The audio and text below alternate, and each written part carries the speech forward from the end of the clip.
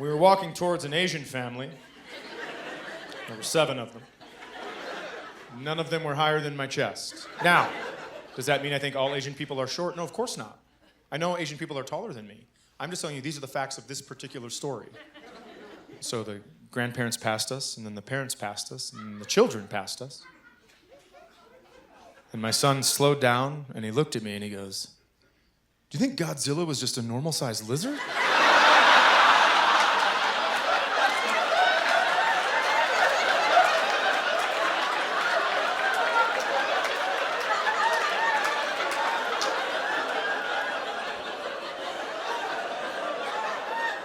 And my daughter said, "Isn't that racist?" And I said, "We will figure that out when I'm done laughing. Because sometimes you just gotta let her buck." I don't love everything that the Democrats do. I don't. I have notes. I went to the Cheesecake Factory recently. And I sat down for a meal at the Cheesecake Factory. I don't go often, and when I go, I like to enjoy myself. And I opened the menu, and there were calorie counts on the menu at the Cheesecake Factory. And that's a bigger jump scare than anything I've ever seen in any movie.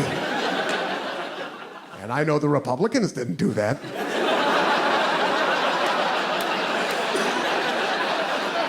That was us. And I guess the idea there is that they're trying to warn us that perhaps the meals at the Cheesecake Factory are not the healthiest meals available. And I think we all realized that when we agreed to eat at a restaurant called the Cheesecake Factory. Factory is the healthiest word in the name of that restaurant. But let me offer you some advice that I wish someone had offered me before I had children, because I didn't know this, which is this. When you're traveling with your family, when you have children and you travel with said children through the airport, you can be randomly selected by TSA, who will suddenly decide to start peppering your children with questions to make sure that you are not kidnapping them. How fun's that? And I didn't know this was even a thing until it happened to my little family at Denver International Airport. We're traveling through the airport, ready to go. To give you an idea of my son Malcolm's desire to talk to strangers that day, let me explain to you his outfit. He was wearing headphones, not plugged into anything at all, fingerless gloves, and winter boots on a 95-degree day. I ask you, is that the outfit of a 3-year-old who'd like to dialogue with a stranger? I'd argue not. And yet, nevertheless, we're passing through security, and suddenly a TSA guy is in Malcolm's face. And he's just like, "Hey, son, what's your name?" And Malcolm's like, Malcolm. He goes, "Okay, good. Is that your brother over there?" He goes, Yeah. He goes, "What's your brother's name?" He goes, "Ellis." He goes, "Okay. Are those your parents?" And Malcolm goes, "I think so."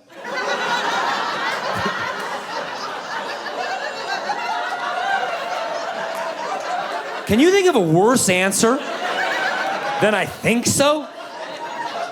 No is actually a better answer. No is like, it's an uncle, it's a godparent, produce some paperwork, get to the bottom of it. But "I think so." That's what they've been telling me since they took me from the campsite 4 days ago. And when I say otherwise, they hit me so very hard. So "I think so." And we were like, "Malcolm, tell that dude where your parents, what are you doing? Tell him, where are your parents?" And the guy's like, "Son, I'm gonna ask you one more time, and this is very important. Are those 2 your parents?" And Malcolm goes, "Uh-huh." Like clearly under duress. "Uh-huh, mm-hmm." And then they just let us through because they're TSA and they're inept. TSA is like, "Hey, what if we took the crew of a Times Square McDonald's, put them in charge of global security? What's everybody think? Good idea or not?"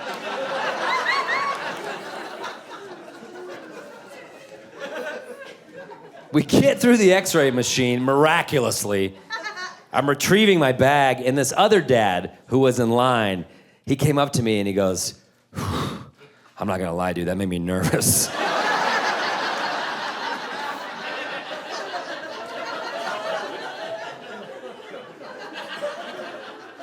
I go, made you nervous? If I don't get these 2 to Reno by Tuesday, I'm out $150K. That's my year, bud. That's my year.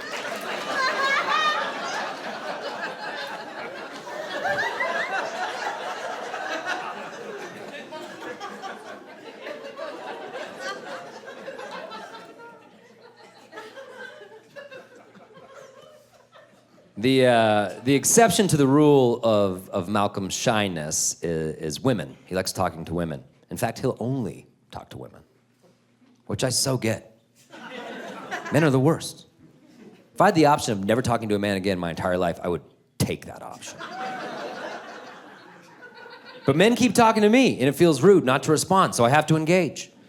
My son, he's under no such societal constraints.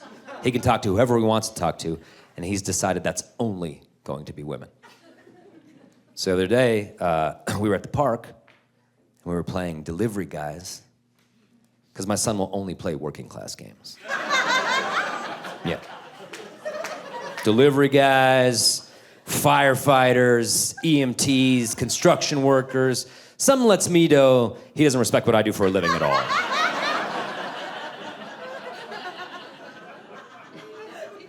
So we're playing Delivery Guys, and a woman comes running through the park, right where we're playing. She's got earbuds on, she's jogging, she's minding her own business, and my son Malcolm, he just goes, "Hey, you!" Yeah, like real Delivery Guy energy, you know? Just cat calls her, "Hey, you!" And she stops and takes her earbuds out. She's like, yeah, yes? He goes, "We're Delivery Guys." She goes, "Oh, yeah?" He goes, "Yeah, my brother, my dad, me, we're Delivery Guys." And she goes, "Well, what are you delivering?" And he goes, "We're on a break."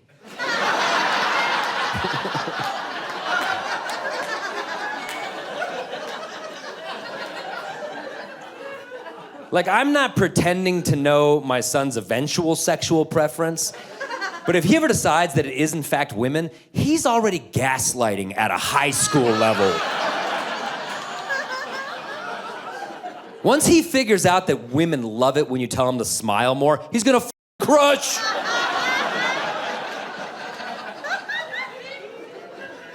And I can feel a lot of women in the room not liking where that joke went. But I set up the joke by saying men are the worst, and then I ended the joke by giving an example of men being the worst. So I ask you, is it the joke that you don't like, or do you just hate foreshadowing? I hit a cop car with my car. I don't recommend doing that. I was driving home with my fiance. We were just a few blocks from home.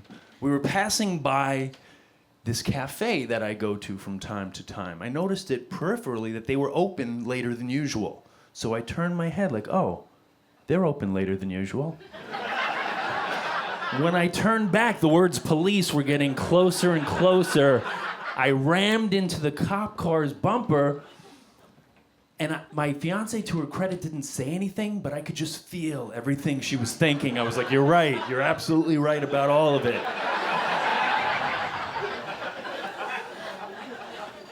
The cop car, we're at a light, the cop car turns off to a side street. So then I turn to my fiance, like, should we just get the hell out of here? Like, it's like, no, we can't do that. So then I turn and follow the cop and pull up behind him. Now all of a sudden it's like I'm pulling him over. Like, maybe I work for the NYPD now.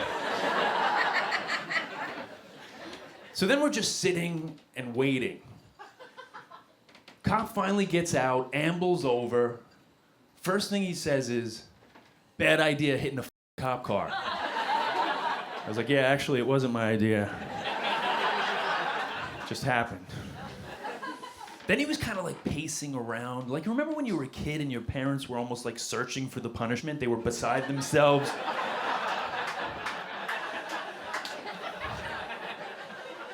So I'm waiting. Finally, he's like, fuck it, I don't want to deal with this. I was like, that was my solution.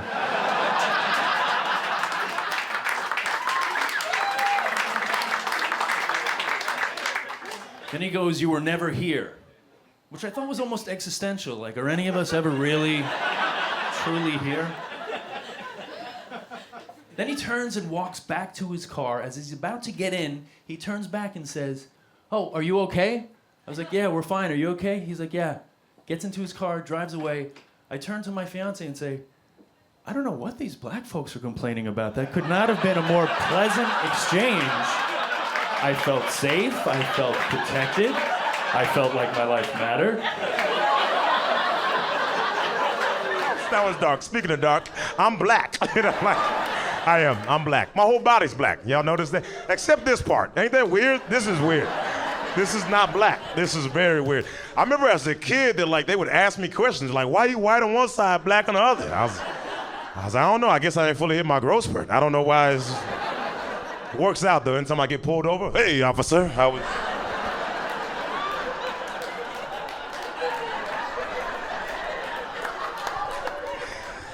I understand you don't want to give me that loan. Before you say no, I just...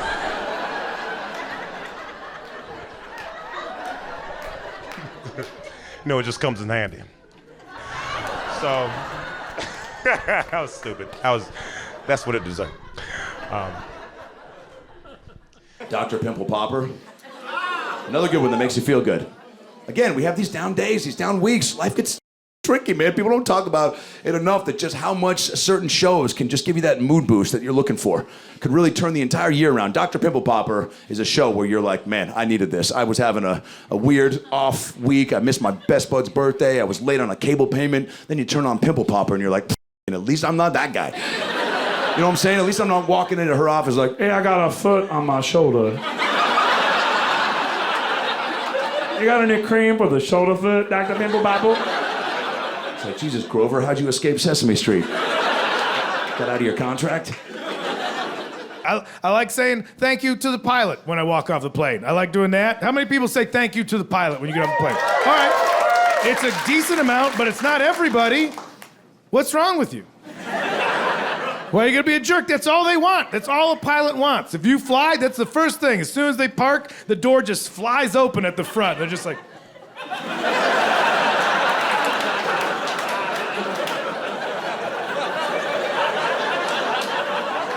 Hey, did you notice how we didn't all die? You're welcome.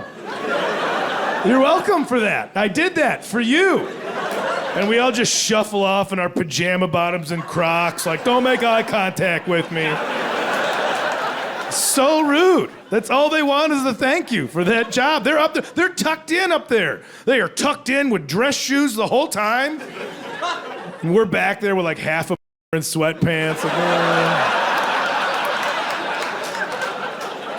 nodding off on pills and tiny bottles of booze. They're wearing a goddamn sport coat up there for you. You ever look in a cockpit? It's a panic room. It's just a chamber. It's a chamber of anxiety for anybody that doesn't know. And they know all the buttons, all the switches. They know what to do. The windshield, that's arbitrary. That's for us. If a pilot sees something wrong out the windshield, we're dead. We're already dead. Like nobody's gonna get on a plane without a windshield. That's for you guys to feel all right. If something's going wrong out there, we're fucked, man. We're straight up. I'll tell you that. At the beginning, they get in there and just know. They're like, every switch, like, don't die, don't die, don't die. Will not die. We won't die here. Won't die if I do that. Better not die, better not die, better not die. Oh, there's the big old good luck lever. We need that. Don't die. Almost, if I didn't do this, we would have definitely died. Look, thank God, don't die. And here we go, not dying. And then we all just hung over, shuffling off like the landing was a little choppy. I don't know.